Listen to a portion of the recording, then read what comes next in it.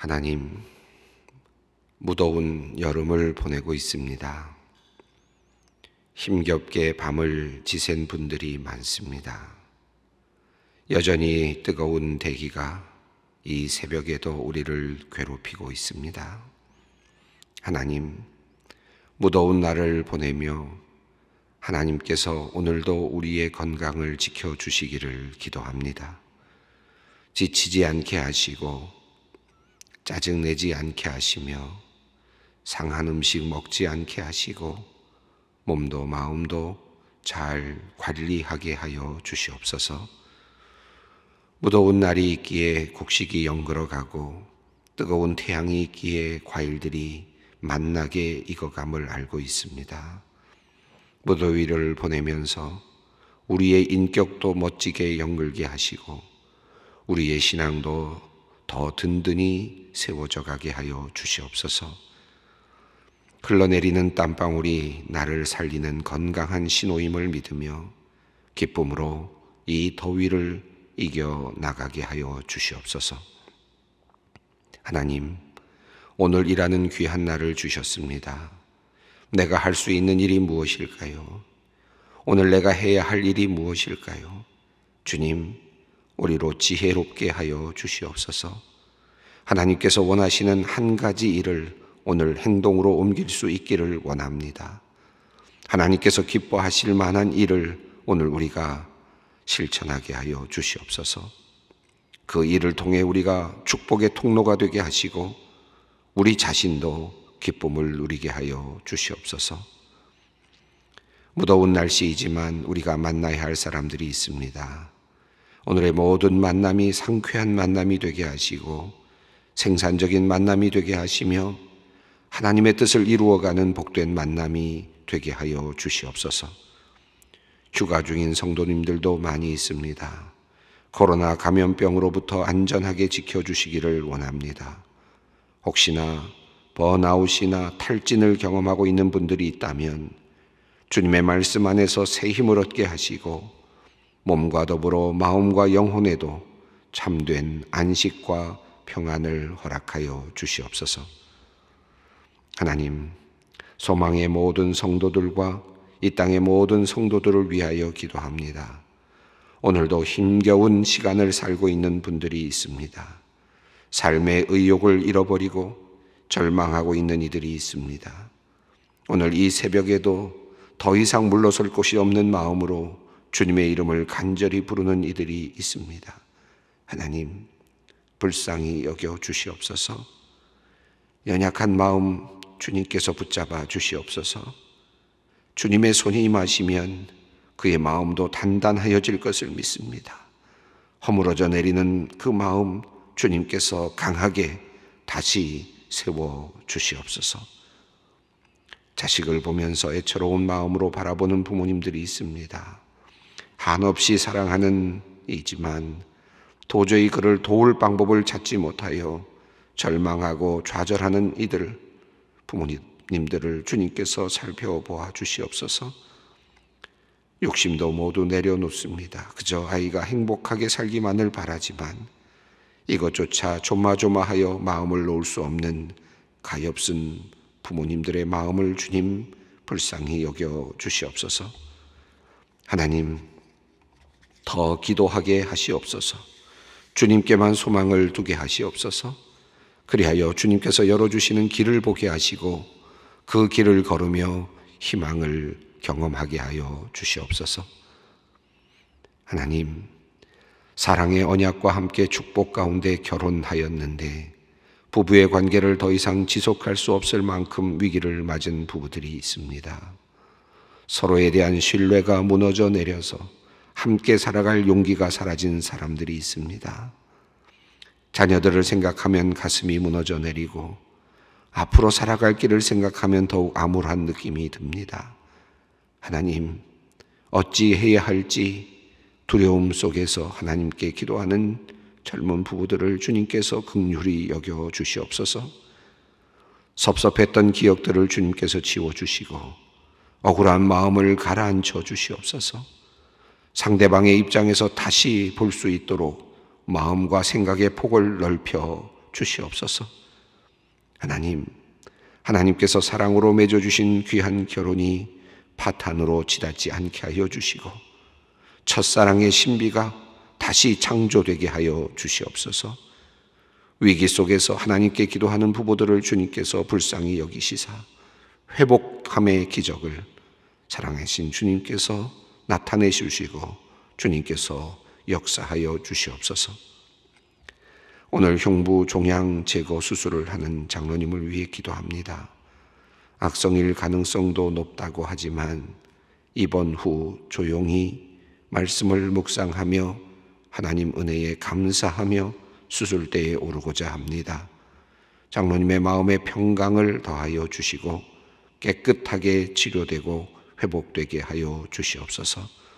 기도하며 간호하는 가족들에게 위로를 주시며 다시 함께 일상을 즐겁게 보낼 수 있도록 주님께서 역사하여 주시옵소서.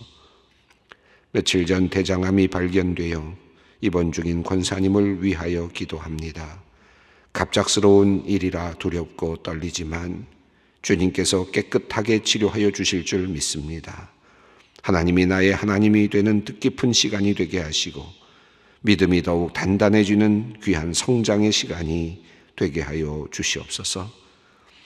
급성 폐렴으로 중환자실에 입원 중인 집사님을 위해 기도합니다.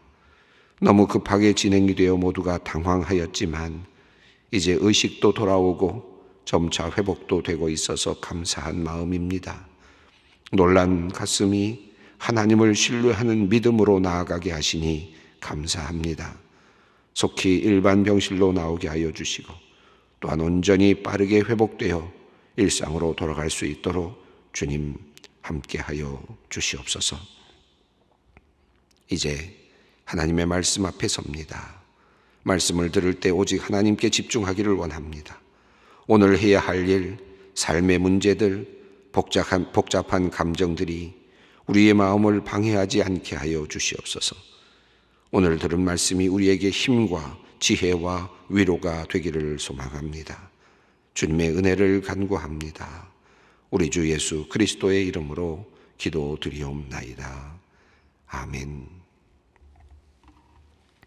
오늘 주시는 말씀은 고린도전서 14장 26절로 33절 말씀입니다. 고린도전서 14장 26절로 33절 말씀 함께 봉독하도록 하겠습니다.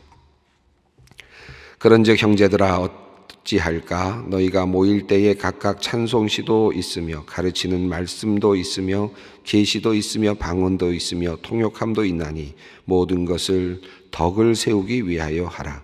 만일 누가 방언으로 말하거든 두 사람이나 많아야 세 사람이 차례를 따라하고 한 사람이 통역할 것이요 만일 통역하는 자가 없으면 교회에서는 잠잠하고 자기와 하나님께 말할 것이요 예언하는 자는 둘이나 셋이나 말하고 다른 이들은 분별할 것이요 만일 곁에 앉아있는 다른 이에게 계시가 있으면 먼저 하던 자는 잠잠할지니라.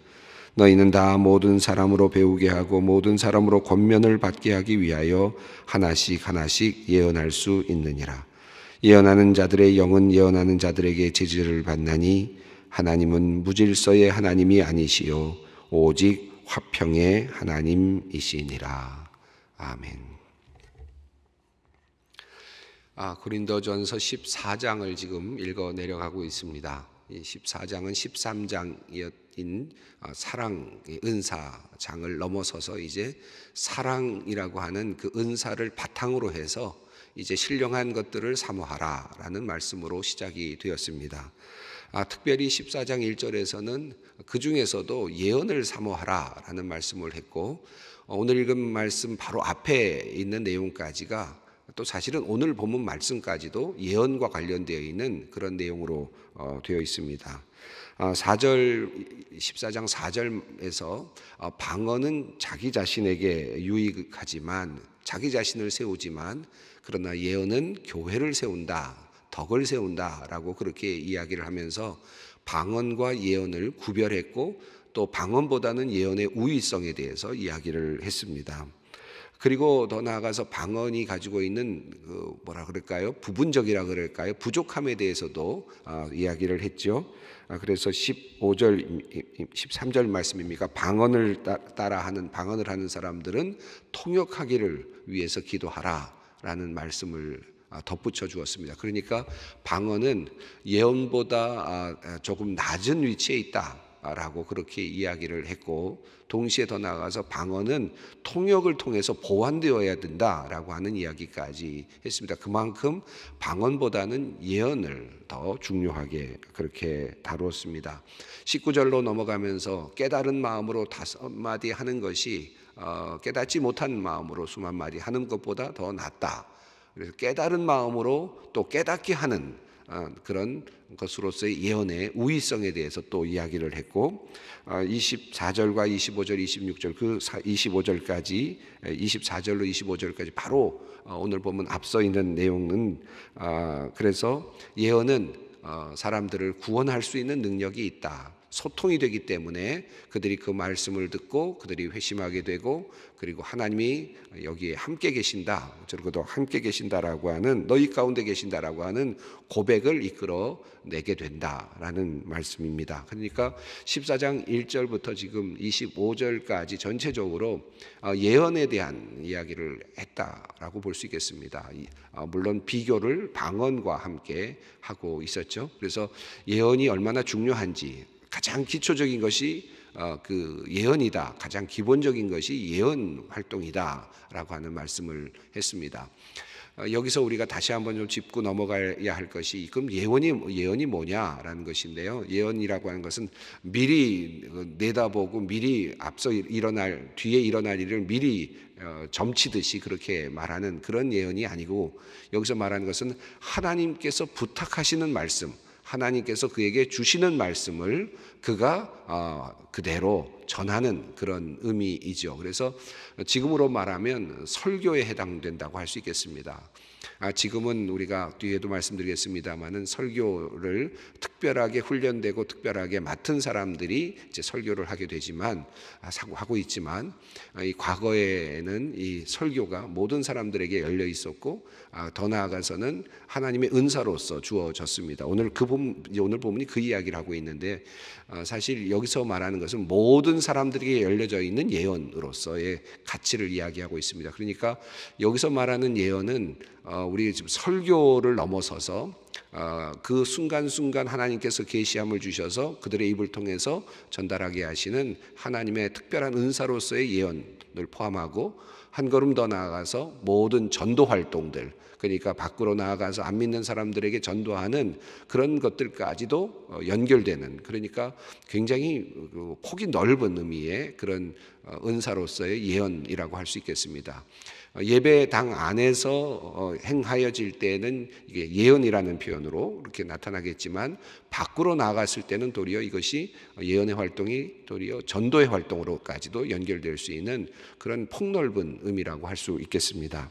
자, 그런데 오늘 본문은 이제 예언의 그 우위성이라고 그럴까요? 예언이 중요성에 대해서 쭉 이야기를 해온 이제 사도 바울은 이제 고린도 교회의 상황으로 이제 이것을 적용합니다. 그래서 오늘 본문은 고린도 교회 상황에 이제 하나님의 말씀으로 이제 적합하게 덧입혀주는, 어떻게 이제 해야 되는지를 하나의 원칙이 아니라 하나의 실행 방안으로 어떻게 해야 될지를 가르쳐주는 하나의 방법론으로 이제 제시를 하고 있습니다. 이 본문은 아주 단순한 내용으로 되어 있지만 상당히 많은 것을 우리에게 함의하고 있습니다. 우선 첫 번째로 오늘 본문 내용에서 고린도 교회가 어떻게 했는지를 알 수 있고, 또 사도 바울은 그 고린도 교회의 그 문제를 어떻게 해결하기를 원했는지, 그래서 이 초대교회가 어떤 예배를 드리기를 원했는지를 알 수 있습니다. 그러니까 오늘 본문을 가다 보면 초대교회가 바울의 이 가르침을 따라서 만약에 예배를 이제 디자인하고 예배 흐름을 만들어 갔다면 이렇게 예배를 드렸겠구나라는 것을 우리가 예측할 수 있고 또 이해할 수 있을 것이고, 또 더 나아가서 이 원리 속에서 오늘 그러면 우리 예배는 어떤 모습이어야 될까도 또 이해할 수 있고, 한 걸음 더 나아가서 그럼 예배자로서 공동체 안에서 내가 어떤 태도를 가지면서 예배에 참여해야 될까 하는 거기까지 나갈 수 있는 그런 한 4단계의 그 하나의 그 뭐라 그럴까요? 범위가 넓혀지는 그런 본문의 말씀이기도 합니다. 자, 한번 그런 관점에서 오늘 본문을 살펴보면 좋겠습니다. 26절 말씀을 읽겠습니다. 그런즉 형제들아 어찌할까? 너희가 모일 때 각각 찬송시도 있으며 가르치는 말씀도 있으며 계시도 있으며 방언도 있으며 통역함도 있나니 모든 것을 덕을 세우기 위하여 하라. 여기 보면 당시 고린도 교회에서 예배에서, 특히 공적인 예배에서, 주일 예배에서 사용되고 있었던 여러 가지 예배의 모습, 뭐랄까 요소들이라고 그럴까요? 어떤 일들이 일어나고 있었는지를 설명하고 있습니다. 찬송시가 있었다. 찬송을 부르는 거죠. 찬송 부르는 그런 찬송시가 있었다. 찬송의 시편으로 또는 또 초기교회 노래말로 찬송을 부르는 찬송시들이 있었다라는 것이고요. 또 가르치는 말씀이 있었다라고 했습니다. 이것은 설교겠죠. 또 여기서 이것은 가르치는 말씀이라는 표현이 여기서 예언이라는 말이 없는 걸로 봐서 아마도 예언을 대체하는 그런 표현이라고 할 수 있겠습니다. 그러니까 가르치는 말씀은 예언 활동과 연결된다고 볼 수 있겠고요. 계시가 있었다. 이 계시는 하나님께서 어떤 사람에게 특별한 어떤 그 영감을 주셔서 그들이 그것을 또 말하는 이제 그런 내용이죠. 그래서 계시의 말씀, 계시의 어떤 내용이 있었다라고 말씀하고 있고, 방언이 있었고 통역함이 있었다. 방언과 통역이 있었다. 이렇게 표현하고 있습니다. 아마도 이것 외에도 더 많이 있었을 수 있겠지만 이 앞서 있는 은사의 내용을 보면 병 고치는 일이라든지 다양한 일들이 있었지만 예배 안에서, 공적인 예배 안에서 어떤 예배의 요소들이 있었는지를 지금 사도 바울이 이 본문 속에서 이야기를 하는 것으로 보입니다.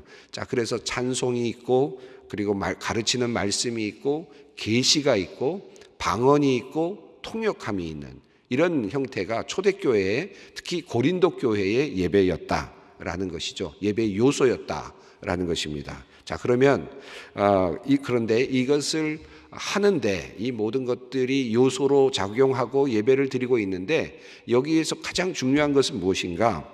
뒤에 맨 마지막에 나오죠.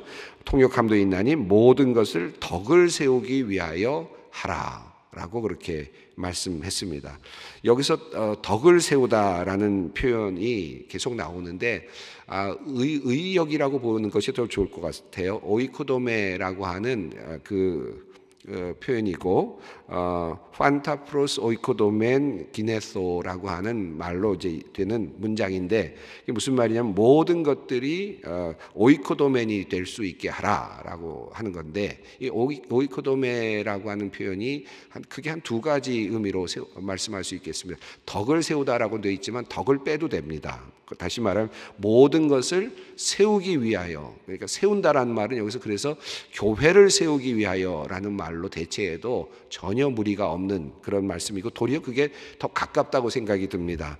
모든 것은 교회가 제대로 세워지기 위해서, 교회가 온전하게 든든하게 세워지는가, 공동체가 제대로 세워지는가, 그러니까 세워질 수 있도록 하라는 것이죠. 세우다, 빌드하는 그런 의미가 우선 있습니다. 그래서 어떤 예배의 요소든지 그 모든 예배의 요소들은 그 예배를 세우는 일을, 다시 교회의 예배를 세우는 일을 해야 한다. 그것을 무너뜨리는 역할을 해서는 안 되고 모든 것이 다 함께 모여서 그 예배 자체를, 공동체 예배가 더 살아날 수 있게 만드는 역할을 해야 한다라는 것이죠. 그래서 그것이 더 살아나는 방향으로 예배를 이제 만들어 가야 한다라고 하는 것입니다. 이 오이코도메라는 말에 또 다른 의미가 있는데, 이거는 그 edification이라고 하는 그 영어로 이렇게 표현할 수 있는데, 교화 또는 뭐랄까요, 깨우침이라고 하는 표현도 있습니다. 그러니까 만약에 그 관점에서 이걸 본다면 모든 그 예배의 요소들은 교화가 가능하도록 깨우침이 일어날 수 있도록 해야 한다라고 하는 그런 의미로도 또 해석을 할 수 있겠습니다. 그러니까 교회를 세우고 공동체의 예배가 더 든든해지게 세워지게 하도록 하면서 동시에 그 모든 것들이 모든 참여자들에게 깨우침이 될 수 있도록, 그것이 소통이 되고 그들의 믿음의 성장이 일어날 수 있도록 하는 방향에서 모든 예배의 예식들이, 요소들이 사용되어야 된다. 이 대원칙이죠. 앞서서도 이미 충분히 나왔던 내용인데 이 내용을 다시 한번 사도 바울은 이곳에서 모든 예배의 요소들은 이제 교회의 그 오이코도메를 위해서, 교회가 세워지고 또 그리고 그 안에서 교화가 일어나고 그리고 깨우침이 일어날 수 있는 방향에서 모든 예배의 요소들이 작동해야 된다라고 그렇게 이야기를 합니다. 27절 말씀을 읽어보겠습니다. 만일 누가 방언으로 말하거든 두 사람이나 많아야 세 사람이 차례를 따라하고 한 사람이 통역할 것이요. 자, 우선 여기서 방언이 나오고요. 그 다음에는 다음 절에는 통역이 나오고요. 그리고 그 다음 절에는 예언이 나오고요. 그 다음에는 계시가 나옵니다. 그러니까 앞서 그 나왔던 몇 가지의 그 요소들을 하나씩 점검해 나가고 있는데 찬송시만 여기서 다루지를 않고 있습니다. 자, 우선 방언인데 앞서 이미 충분히 나왔던 내용을 다시 반복하지만 구체적인 방식이 나왔습니다. 만일 누가 예배에서, 공적인 예배에서 방언을 말하려고 했을 때에는, 그때는 방언하는 것을 무작정 많이 할 수 있도록 그렇게 열어두지 말고 공적인 예배이기 때문에 두세 사람 정도만 할 수 있도록 하고 그것도 차례대로 할 수 있도록 하라라는 것입니다. 그리고 거기에 덧붙여서 여기에는 반드시 통역이 붙어야 된다. 통역함이 있어야 된다. 소통이 되는, 모든 사람들에게 소통이 돼야 된다. 앞서 말씀드렸던 오이코도메의 그 두 번째 제가 말씀드렸던 그 뜻과 연결이 되는 거죠. 소통이 되지 않고 교화가 일어나지 아니하고 깨우침이 일어날 수 없는 상황이라면, 이미 앞서서 충분히 이야기를 다뤄왔죠.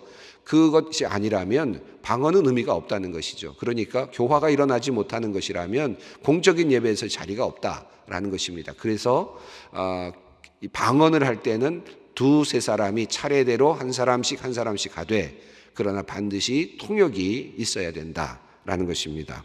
자, 그럼 통역이 없을 때는 어떻게 해야 되느냐? 통역으로 넘어갑니다. 28절을 읽습니다.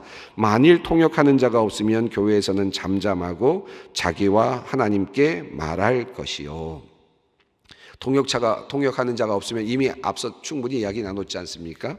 교회에서는 잠잠하라, 조용하라. 교회에서 잠잠하라는 말은 통역 활동을 다 하지 말라는 뜻이 아니라 그 자리에서, 그 예배 자리에서만큼은 이제 침묵해야 된다. 거기서는 역할을 해서는 안 된다. 모든 교회의 공동의 선이라 그럴까요? 교회를 세우기 위한 이 오이코도메를 위해서 여기서는 이제 잠시 멈춰 서야 된다는 거죠. 그래서 통역이 없을 경우에는 방언은 멈춰 서야 되고 생략되어야 되고, 통역이 없는 방언인 경우에는 각자의 자리에서 자기 자신이 하나님께 하는 개인적인 경건의 훈련으로 그것이 사용되어야 한다라고 그렇게 정확하게 바울이 이제 그 내용을 정리해 주고 있습니다. 자, 27절과 28절을 통해서 우리가 하나 알 수 있는 게 뭡니까? 당시의 고린도 교회에는 방언 활동이 상당히 빈번하게 예배당에서 일어나고 있었구나 하는 것을 알 수 있고, 그것을 지금 바울이 정리하고 있다는 것을 알 수 있고, 더 나아가서 당시의 고린도 교회는 방언이 알아들을 수 없는 방언으로 그렇게 공적인 예배에서 많이 사용이 되고 있었구나 하는 것을 알 수 있는데, 바울은 그것을 지금 금하고 있습니다. 이것이 27절과 28절의 내용이죠. 29절과 30절도 그렇습니다. 한번 같이 읽어보겠습니다. 예언하는 자는 둘이나 셋이나 말하고 다른 이들은 분별할 것이요, 만일 곁에 앉아있는 다른 이에게 계시가 있으면 먼저 하던 자는 잠잠할지니라. 여기서 예언하는 자, 하나님의 말씀을 받아서 그리고 그것을 지금 말씀 알아들을 수 있도록 이야기하는 자는, 이것은 어찌 보면 계시와도 이렇게 연결되고 있는 그런 내용이라고 할 수 있는데, 여기도 마찬가지입니다. 둘이나 셋이 말하게 하고, 모두가 다 한꺼번에 말하거나 하지 않고 차례대로 말하도록 했고, 그리고 예언하는 이 활동도 분별하는, 분별함을 받아야 된다. 이것이 옳은 예언인지, 그리고 하나님의 성령의 그 내용, 성령께서 역사하시는 그 흐름과 같은 맥락에 있는지를 점검해야 된다. 다시 말하면 이것은 요즘으로 말하면 신학적인 검증을 늘 받아야 한다라고 하는 그런 뜻이겠습니다. 계시의 경우에도 마찬가지인데, 계시가 일어날 때 계시 말씀을 하던 사람이 혹시라도 계시가 일어나는 사람이 있으면 그 사람에게 발언권을 넘겨줘야 돼. 그 일을 할 수 있도록 넘겨줘야 된다. 그래서 여기서 보면 계시가 항상 우선권이 있는 것처럼, 이렇게 그 우선권이라는 것은 활동하는 데 있어서 하나님의 계시가 순간적으로 임할 때 그것이 잃어버리지 않고 그것이 공동체에게 소개가 될 수 있도록 양보하는 그런 것을 30절에서 이야기하고 있습니다. 31절 말씀을 읽습니다. 너희는 다 모든 사람으로 배우게 하고 모든 사람으로 권면을 받게 하기 위하여 하나씩 하나씩 예언할 수 있느니라. 여기서 이 31절은 예언을 어찌 보면 모든 사람들에게 열어놓고 있는 듯 보입니다. 그래서 모든 사람들이 배우게 하고 또 모든 사람들이 격려받게 하기 위해서 그곳에 있는 모든 사람들이 배우고 하나님의 말씀을 배우고 또 하나님의 그 뜻을 따라서 살기를 격려받기 위해서, 다시 말 수 있게 하기 위해서 한 사람씩 한 사람씩 모두가 예언할 수 있다. 그래서 예언이 모든 사람들에게 열려져 있는 그런 은사로 그렇게 설명을 하고 있습니다. 그러나 32절 말씀을 읽습니다. 예언하는 자들의 영은 예언하는 자들에게 제재를 받나니. 그래서 예언하는 사람들에 의해서 예언하는 것은 항상 검증을 받고 분별함을 받아야 한다라는 것이죠. 33절을 읽습니다. 하나님은 무질서의 하나님이 아니시요 오직 화평의 하나님이시니라. 하나님은 무질서의 하나님이 아니라 질서의 하나님이시다. 이 말씀은 공적인 예배에서 중요한 것은 무엇이란 뜻입니까? 질서가 있어야 된다. 질서가 유지되어야 된다. 공적인 예배에서 가장 중요한 것은 질서이다라는 것이고요. 질서의 하나님이 아니시요 그리고 무슨 하나님이시다라고 한다면 일반적으로는 어떻게 되어야 되겠습니까? 무질서의 하나님이 아니시요 하나님은 질서의 하나님이시다, 이렇게 되어야 될 것 같은데 33절은 두 개의 서로 다른 단어를 썼습니다. 하나님은 무질서의 하나님이 아니시요 오직 화평의 하나님이시다. 이 말씀은 무슨 뜻입니까? 하나님은 질서의 하나님이실 뿐만 아니라 화평을 만들어 가시는 하나님이시. 두 개를 한꺼번에 한 문장에서 하나님의 뜻으로 가져오고 있습니다. 무질서의 하나님이 아니다. 질서를 유지해야 되고 공적인 예배는, 그리고 또 하나 모든 예배는 화평케 하는 그런 기능을 해야 한다. 모두가 다 평화를 누리는, 그 안에서 기쁨을 누리고 평화를 누리는 그런 예배의 자리가 되어야 한다. 나만의 만족이 일어나는 것이 아니라 모두가 다 함께 기쁨을 누리는 자리여야 된다. 때로는 내가 그런 의미에서 내가 하고 싶은 모든 것을 다 하지 못할 수도 있지만, 그러나 그것을 통해서 나의 양보를 통해서 질서가 만들어지고 나의 양보를 통해서 모두에게 화평이 일어날 수 있다. 그런 의미에서의 질서의 하나님 그리고 화평의 하나님이십니다. 오늘 이 말씀을 깊이 또 우리 안에 받아들이면서 모든 것을 덕을 세우기 위하여 하라.